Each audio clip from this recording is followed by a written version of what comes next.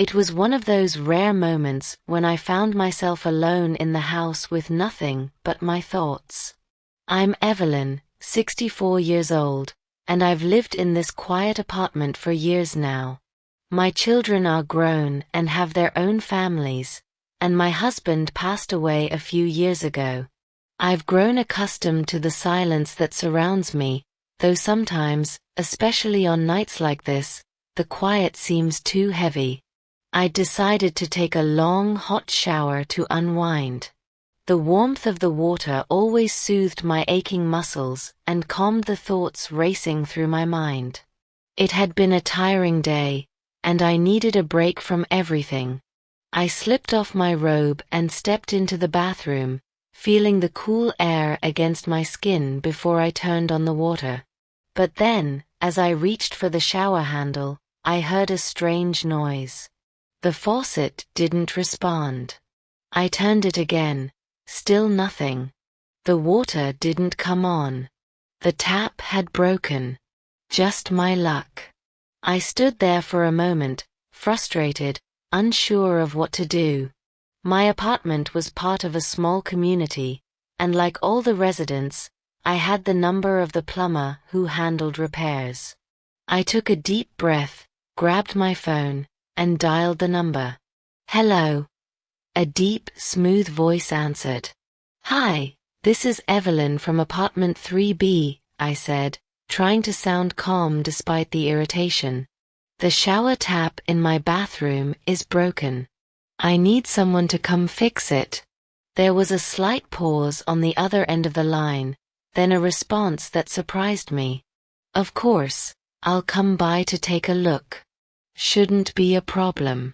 I'll be there in about 15 minutes. I sighed in relief. "Thank you. I'll be waiting," put the phone down and looked at the broken tap once more. I had no idea what had gone wrong, but it didn't matter. I wasn't in the mood to deal with it myself. Besides, I always felt more at ease with a professional around when it came to fixing things. As I waited, I paced around the living room. The soft hum of the heater, the faint ticking of the clock on the wall, it was all so familiar. Yet, as I glanced at the mirror, I felt a wave of self-consciousness wash over me. I was still in my robe, my hair tied up in a loose knot. I felt a little frumpy, a little out of sorts. The truth was, I hadn't had anyone in my life in a long time, and the thought of a stranger coming into my space was making me anxious in a way I hadn't expected. There was a soft knock on the door, and I felt a flutter in my chest. I quickly adjusted my robe and opened the door to find a man standing in the hallway, tall with dark hair and a friendly smile. He was holding a toolbox in one hand and looked every bit the professional plumber. But there was something else about him, something that caught me off guard. He had a warmth about him that immediately put me at ease.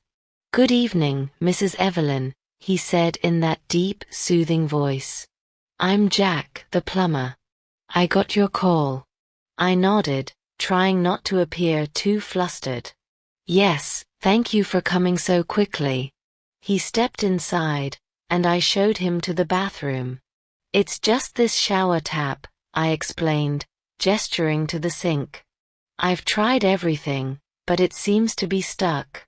Jack knelt down in front of the faucet, inspecting it carefully. His hands were strong, his movements confident as he took apart the tap. I couldn't help but watch, transfixed by the way his fingers worked, the way he bent and adjusted his posture as he fixed the broken part. There was something about it that stirred something inside me. I quickly turned away, not wanting to be caught staring.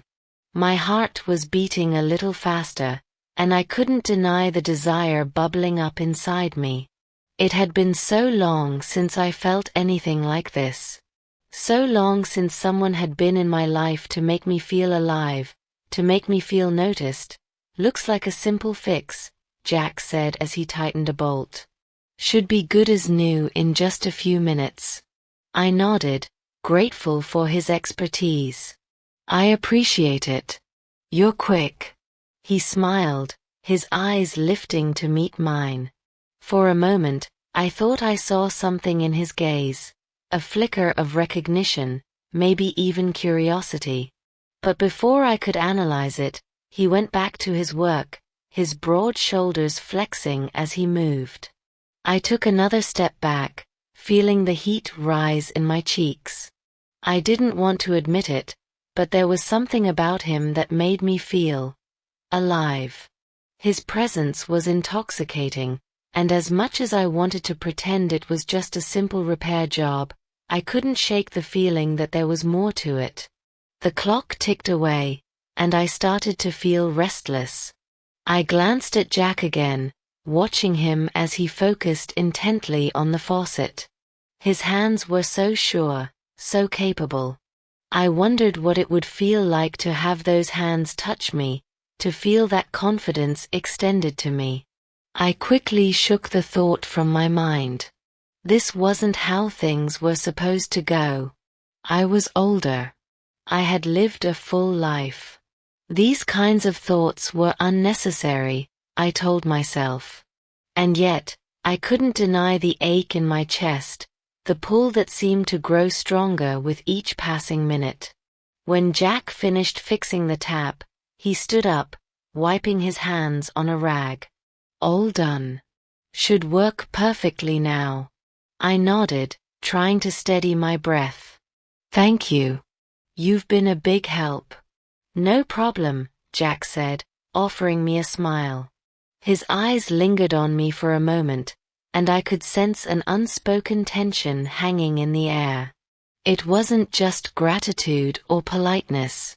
There was something more, something I couldn't quite place. "Well, I'll let you get back to your evening," he said, packing his tools into the box. "Glad I could help." I stood there for a moment, unsure of what to say. Something inside me urged me to speak, to ask him to stay just a little longer. But I resisted. I couldn't be that forward. It had been too long since anyone had made me feel this way.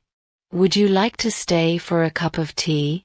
I asked, surprising myself with the invitation.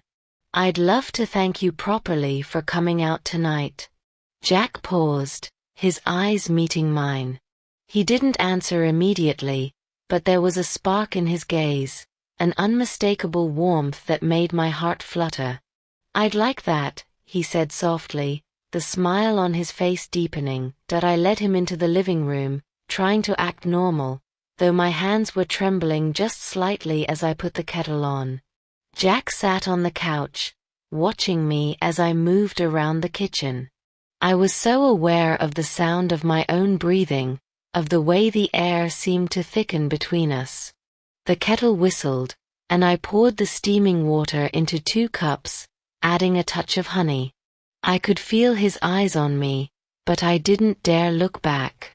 I set the cups down on the coffee table, and as I sat down, I felt a rush of nerves. "This is really nice," Jack said, his voice low as he took a sip of his tea. "It's not every day I get to sit down after a job like this."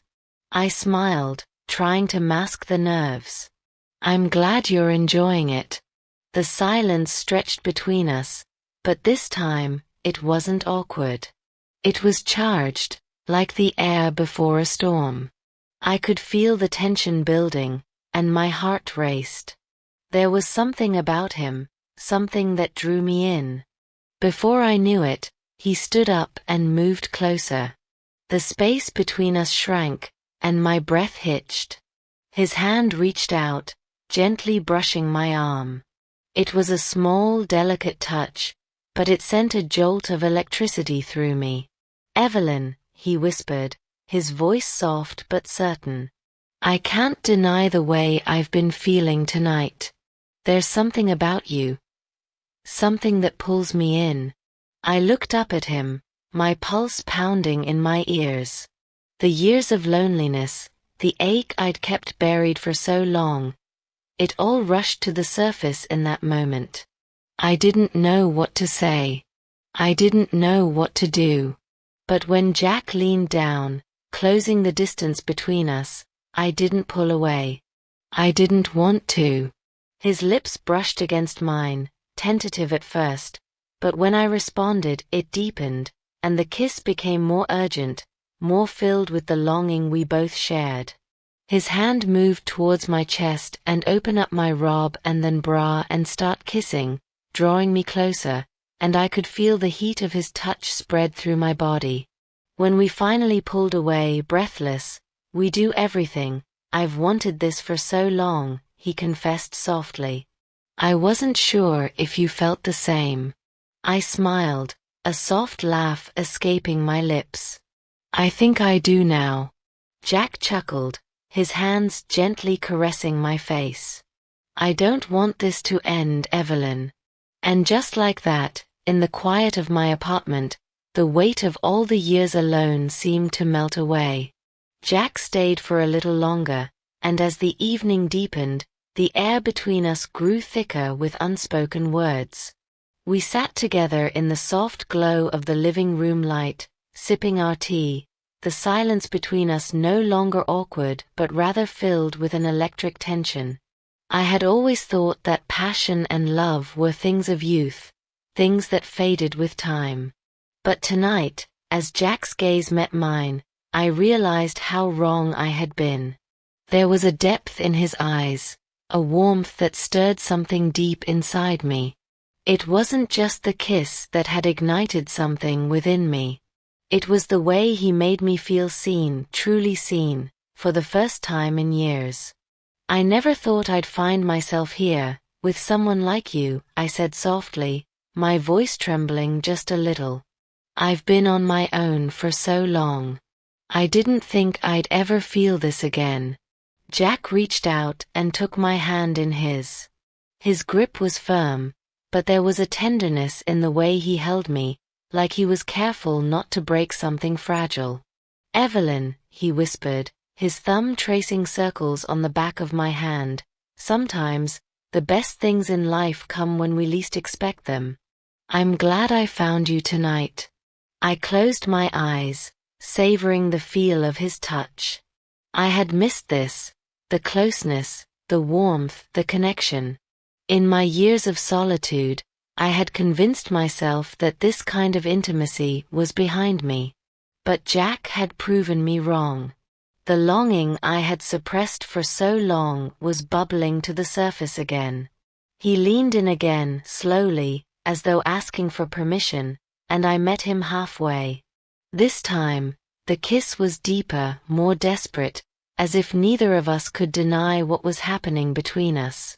My hands moved to his chest, feeling the steady beat of his heart under my fingertips. Jack's hands slipped around my waist, pulling me closer, his lips tasting mine with a tenderness that made my breath catch.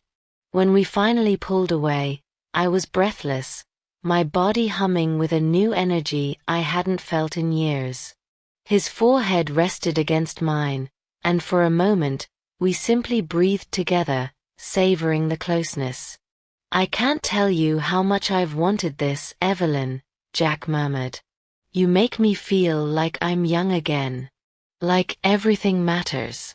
I smiled, my heart swelling. "You've brought something back to life in me, Jack. I didn't even know I was missing it." His thumb brushed my cheek, and I could see the admiration in his eyes. "We're never too old to feel this way, Evelyn. To feel wanted. To feel alive." The hours passed without us even noticing.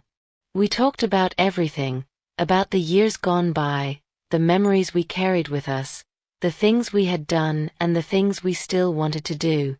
The conversation flowed effortlessly, as if we had known each other far longer than just a few hours. I had always believed that love was something reserved for youth, for the beginning of life. But here I was in my 60s, feeling emotions that I hadn't experienced in decades. With Jack, everything felt fresh, new, and exciting. It was well past midnight when he finally stood up to leave. I should let you get some rest, he said softly. But I don't want to. I'm not ready to go yet. I stood up with him, reluctant to see him leave, but I knew the night had to end at some point. I don't want you to go either, Jack. But maybe we can do this again. Jack's face lit up at my words, and he took my hand in his, pressing it to his chest. I'd love nothing more, Evelyn. I don't know what this is, but I want to find out. We stood there for a long moment, just holding hands, neither of us wanting to break the connection. It was as if the world outside no longer mattered. In that quiet room, with the city lights shining through the windows, it was just the two of us, our hearts speaking the words neither of us had been able to say out loud. Jack leaned down and kissed me again, softer this time, but no less passionate. His lips brushed mine gently, and I felt my heart flutter as the warmth of his kiss wrapped around me. It was a kiss that promised more. More than just tonight, more than just this moment. It was the beginning of something beautiful. The next morning, I woke up to the soft rays of sunlight peeking through the blinds. The memory of last night was still fresh in my mind, like a dream I didn't want to wake from. I felt different. Alive. The emptiness that had clung to me for years seemed to have lifted, and in its place was something new, something full of hope. I moved to the kitchen, preparing my usual cup of tea. As I went about my morning routine, my mind kept wandering back to Jack. I couldn't stop smiling. The way he had looked at me, the way he had kissed me, everything about him had made me feel wanted, cherished, and seen. It wasn't just the physical closeness, it was the emotional connection we had shared, the way we had opened up to each other so easily. There was a knock on the door, and my heart skipped a beat. I had no idea who it could be at this hour, but I opened the door to find Jack standing there, a bright smile on his face. "Good morning," he said softly, stepping inside without waiting for an invitation. "I couldn't stop thinking about you. I wanted to see if you were okay." I smiled, feeling my heart warm at the sight of him. "Of course I'm okay. How could I not be after last night?" He reached out, pulling me into his arms, and I melted into him. "I think we're both okay, Evelyn. And I think we're both just getting started." I laughed softly, feeling the weight of the years melt away as I kissed him again. It was gentle this time, but full of promise. The kiss lingered, sweet and slow, and I knew, this wasn't just a fleeting moment. This was the beginning of something deeper, something real. As we stood there, wrapped in each other's arms, I felt a wave of gratitude wash over me. I had never imagined I would find love again, especially not after all these years. But here it was, in the form of Jack, a man who had come into my life when I least expected it, a man who made me feel alive again. Over the next few weeks, Jack and I spent more and more time together. Each day, I found myself falling deeper for him, and he for me. We talked, laughed, shared our dreams, and simply enjoyed each other's company. It didn't matter that we were years apart. What mattered was the connection we had built, the bond that had grown between us. Our relationship, though unconventional by many standards, was everything I had ever wanted. Jack wasn't just a lover, he was my friend, my confidant, my companion. He made me feel valued, important, and beautiful. And I returned the same for him. The age difference between us didn't matter. What mattered was how we made each other feel, alive, cherished, and full of love. And as we sat together on the couch one evening, sharing a quiet moment, Jack looked at me with those soft, loving eyes. "Do you ever think about the future?" he asked. I smiled, feeling at peace for the first time in years. Every day. And I like what I see. Jack took my hand, his thumb gently caressing my skin. Me too, Evelyn. Me too. And with that, I knew that no matter what came next, we would face it together. Because sometimes, love comes when you least expect it, and when it does, it fills your life in ways you never thought possible.